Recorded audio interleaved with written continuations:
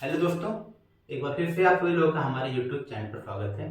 तो जैसा कि हम लोगों ने पिछले वीडियो लेक्चर में क्लास 11th और 12th में ग्रामर सेक्शन में सिंथेसिस ऑफ सेंटेंसेस के अंतर्गत नॉमिनेटिव फ्लूइड के प्रयोग से दो या दो से अधिक सिंपल सेंटेंस को एक सिंपल सेंटेंस में जोड़ना सीख लिया था। उसके रूल्स को तो हमने पढ़ लिया था, कुछ एग्जाम्पल्स को किया था।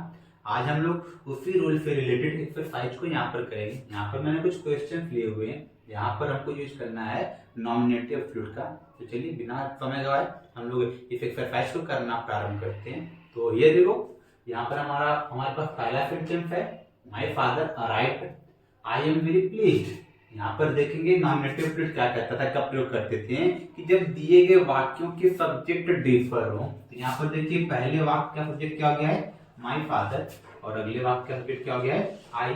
तो सब्जेक्ट तो भिन्न हो गए हैं और यहाँ पर सब्जेक्ट ऑब्जेक्ट का कोई रिलेशन भी नहीं है। बट एक चीज का रिलेशन है कि एक काम जो हुआ है, पिताजी आए हैं तो उसका परिणाम हो गया कि मैं खुश हो गया हूं। तो एक की वजह से दूसरा कार्य संपन्न हुआ है, खत्म हुआ है। मैंने बताया था जब सब्जेक्ट अलग हो, सब्जेक्ट ऑब्जेक्ट में कोई रिलेशन नहीं हो और एक कार्य दूसरे का परिणाम हो, रिजल्ट हो, तो वहां पर हम लोग प्रयोग करते हैं नॉमिनेटिव एब्सोल्यूट का, दो वाक्यों को जोड़कर सिंपल सेंटेंस बनाने के लिए। तो एब्सोल्यूट का प्रयोग कैसे किया जाता था, जो कार्य पहले होता था उसी वाक्य के सब्जेक्ट को हम लोग एब्सोल्यूट बनाकर सबसे पहले लिखते थे। तो पहले काम ये हो रहा है, यहाँ पर माय फादर जो सब्जेक्ट है इसको यहाँ पर लिख लेंगे, ये क्या जाएगा,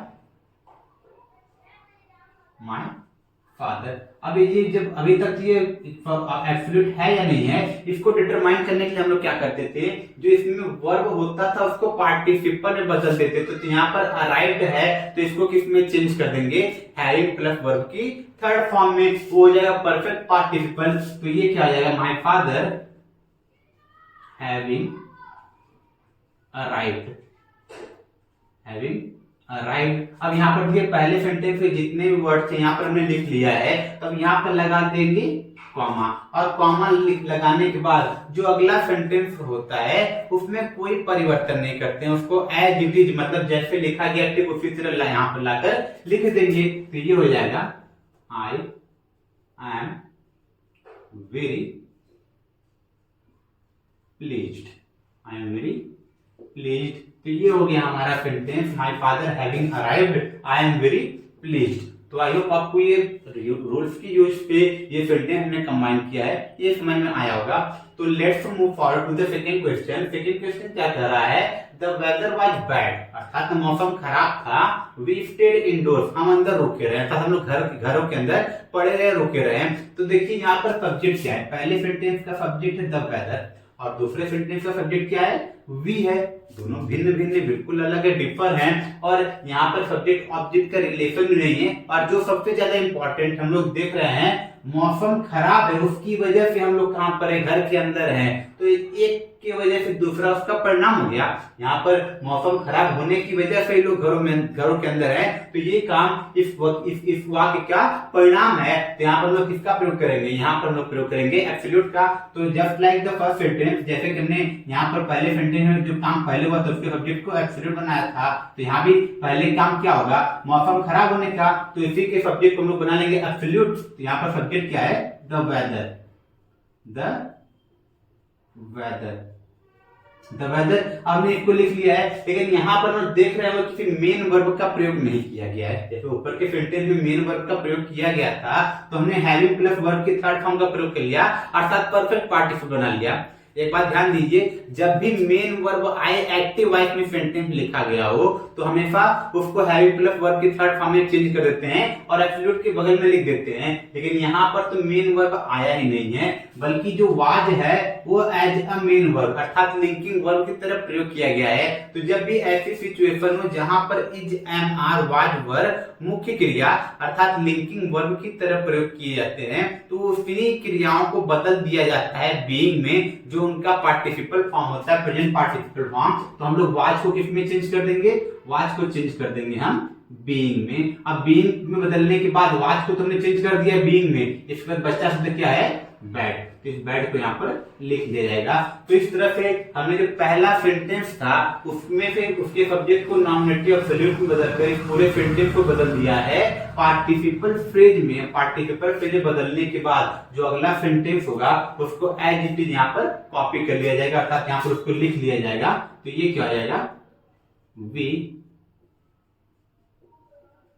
स्टेड इंडोर्स। तो इस प्रकार से यहाँ दूसरा सेंटेंस भी जुड़ गया है, यहाँ पर नंबर ऑफ फाइनाइट वर्ब एक है, सब्जेक्ट कितना है, ये भी एक है। तो ये सेंटेंस क्या बन गया है, सिंपल सेंटेंस। ये भी सेंटेंस क्या बन गया है, सिंपल सेंटेंस हो गया है, क्योंकि यहाँ पर ये जो सब्जेक्ट आया गया लिखा गया है एक ही रूप में लिखा गया है, फिर नॉमिनेटिव एब्सोल्यूट अर्थात स्वतंत्र कर्ता के रूप में लिखा गया है। तो चलिए बढ़ते हैं अगले सेंटेंस की तरफ। अगले सेंटेंस में क्या दिया गया, अगले क्वेश्चन में क्या दिया गया है, माय पॉकेट वाज पिक्ड। तो यहाँ पर देखिए वाज के साथ वर्ब की थर्ड फॉर्म का प्रयोग किया गया है पिक्ड, और जब भी is am are was verb के साथ वर्ब की थर्ड फॉर्म का प्रयोग करते हैं तो वो सेंटेंस हो जाता है पैसिव वॉइस। इट मींस ये जो पहला सेंटेंस है ये किस वॉइस में हो गया है, पैसिव वॉइस में हो गया है। और अगले सेंटेंस की तरफ बढ़ते हैं, I had no money for fare. मेरे पास किराए के लिए, भाड़े के लिए धन नहीं है, अर्थात मेरा पर्स जो है चोरी हो गया, पिक्ड मतलब काट लिया गया, चोरी हो गया, और मेरे पास किराए के लिए धन नहीं है। तो यहाँ पर देखिए पहले सेंटेंस में सब्जेक्ट क्या है, माय पॉकेट, और अगले सेंटेंस सब्जेक्ट क्या है, आई। तो सब्जेक्ट तो डिफर हो गए, भिन्न हो गए, अलग हो गए हैं, पहली चीज। और यहाँ पर सब्जेक्ट ऑब्जेक्ट का कोई रिलेशन भी नहीं है, लेकिन परिणाम दिख रहा है। जब पॉकेट ही पिक्ड कर लिया गया, काट लिया गया जेब कतरों द्वारा, तो पैसा तो होगा ही नहीं। तो पैसा न होने का कारण क्या है, पॉकेट का पिक्ड होना। इट मींस यहाँ पर ये जो वाक्य का कार्य है, जो यहाँ पर वर्ब है, जो काम हो रहा है, वो इस वाक्य का परिणाम हो गया है। दैट इज व्हाई फिर से हम लोग यहाँ पर किसका प्रयोग करेंगे, नॉमिनेटिव एब्सोल्यूट का। तो रूल तो सीधा कह रहा है कि जो नॉमिनेटिव एब्सोल्यूट होता है, जो पहले काम होता है, उसी वाक्य के सब्जेक्ट को क्या बनाते हैं, नॉमिनेटिव एब्सोल्यूट बनाते हैं। तो सब्जेक्ट क्या है, तो जब हम लोग तीसरे सेंटेंस को जोड़ेंगे तो यहाँ पर सब्जेक्ट माय पॉकेट था, तो इसे बना लेंगे एब्सोल्यूट, क्या हो जाएगा, माय पॉकेट। अब मैं इसको एब्सोल्यूट बना दिया है। अब यहाँ पर ध्यान देने वाली बात यह है कि ये जो सेंटेंस था पैसिव वॉइस में लिखा गया था। तो जब भी वाक्य पैसिव वॉइस में लिखा जाता है तो जो इसमें वाज वर्ब जो हेल्पिंग वर्ब होता है उसको चेंज कर देते हैं बीइंग में, और जो मेन वर्ब होता है उसमें कोई चेंज नहीं करते हैं। तो यहाँ पर लोग वाज को किसमें चेंज कर देंगे, बीइंग में, और उसका जो वर्ब की थर्ड फॉर्म उसको लिख लिया जाएगा, my pocket being picked, my pocket being picked, comma. अब देखिए अभी तक जैसा जो काम किए जा रहे हैं, जो अगला सेंटेंस हो रहा है, जो अगला सेंटेंस लिखा जा रहा है उसमें कोई चेंज नहीं कर रहे हैं, तो ये काम यहाँ भी करेंगे। यहीं पर नहीं, जब भी एब्सोल्यूट का प्रयोग किया जाएगा तो जो कार्य बाद में होगा, जो वाक्य लास्ट में होता है, उसमें कोई चेंज नहीं करते, उसको एज इट इज लाकर लिख दिया जाता है। तो यहाँ पर ये सेंटेंस क्या है, I had no money for fare. तो आई होप ये सेंटेंस भी आपको समझ में आया होगा। और ये सेंटेंस क्या गया, जोड़ने के बाद सिंपल सेंटेंस बन गया है। अब बढ़ते हैं नेक्स्ट क्वेश्चन की तरफ। अगला क्वेश्चन क्या है, the bank was closed, I could not withdraw my money. तो यहाँ पर देखिए वापस से वाज के साथ क्लोज का थर्ड फॉर्म आया हुआ है, तो इसका मतलब ये भी सेंटेंस किस वॉइस में हो गया है, पैसिव वॉइस में हो गया है। तो फिर अब यहाँ पर पैसिव हो गया है, और यहाँ पर देखिए सब्जेक्ट क्या है, द बैंक है, यहाँ पर सब्जेक्ट क्या है, आई है, तो सब्जेक्ट भी अलग हो गया। अब बात कर लेते हैं सब्जेक्ट ऑब्जेक्ट के रिलेशन की। यहाँ पर सब्जेक्ट ऑब्जेक्ट का कोई रिलेशन भी नहीं है। अब जब रिलेशन नहीं है और सब्जेक्ट डिफर है, तो हमको क्या पता चल रहा है कि बैंक बंद था, उसकी वजह से पैसा नहीं निकाला गया है। तो इसका मतलब इसकी वजह से ये कार्य जो हो रहा है वो परिणाम है। तो डेफिनेटली एक बार फिर से किसका प्रयोग करेंगे, नॉमिनेटिव एब्सोल्यूट का। तो ये काम पहले हो रहा है बैंक बंद होने का, तो इसी के सब्जेक्ट क्या बनाएंगे, एब्सोल्यूट बनाएंगे। तो ये क्या लिखेंगे हम लोग, द बैंक। अब यहाँ पर द बैंक जो सब्जेक्ट था वो नॉमिनेटिव एब्सोल्यूट फॉर्म में हो गया है। अब जब नॉमिनेटिव एब्सोल्यूट फॉर्म में हो गया है तो यहाँ पर जैसे यहाँ पर जब ये पैसिव वॉइस में था तो हमने वाज को बीइंग में चेंज किया, तो ये सेंटेंस भी पैसिव वॉइस में है क्योंकि वाज के साथ वर्ब की थर्ड फॉर्म का प्रयोग हुआ है। तो वाज को किस में चेंज करेंगे, बीइंग में चेंज करेंगे। तो यहाँ पर क्या लिख देंगे हम लोग, being closed the bank being closed, अब यहाँ पे यूज करेंगे कॉमा का, उसके बाद अगला सेंटेंस पूरा लिख दिया जाएगा जो कि है I could not withdraw my money. तो इस प्रकार से दोनों सेंटेंस को जोड़ हमने क्या बना लिया है, सिंपल सेंटेंस बना लिया है।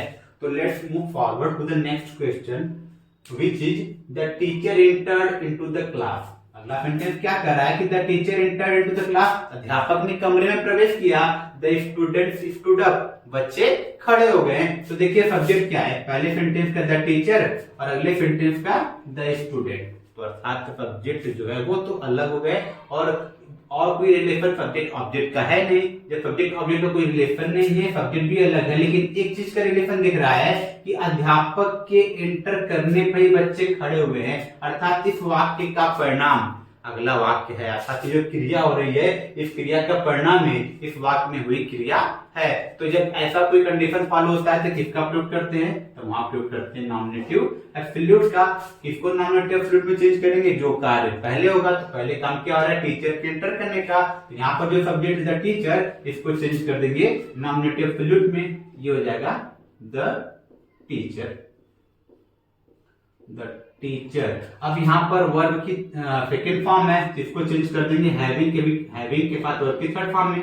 अभी जस्ट मैंने बताया यदि is am are was verb का प्रयोग लिंकिंग वर्ब की तरह न हुआ हो और वाक्य पैसिव वॉइस में न हो बल्कि एक्टिव वॉइस में हो, मेन वर्ब आए एक्टिव वॉइस में, तो वहां पर नॉमिनेटिव एब्सोल्यूट का प्रयोग करते समय उसे किसमें चेंज कर देंगे, हैविंग प्लस वर्ब की थर्ड फॉर्म में, अर्थात परफेक्ट पार्टिसिपल में। यहाँ पर हमने हैविंग लिख दिया और एंटर का थर्ड फॉर्म भी एंटर्ड ही होता है, ये लिख लिया entered, the teacher having entered into the class, अब यहाँ पर लाएंगे कॉमा, अगले सेंटेंस में यहाँ पर कॉपी कर लिया जाएगा जो है द स्टूडेंट्स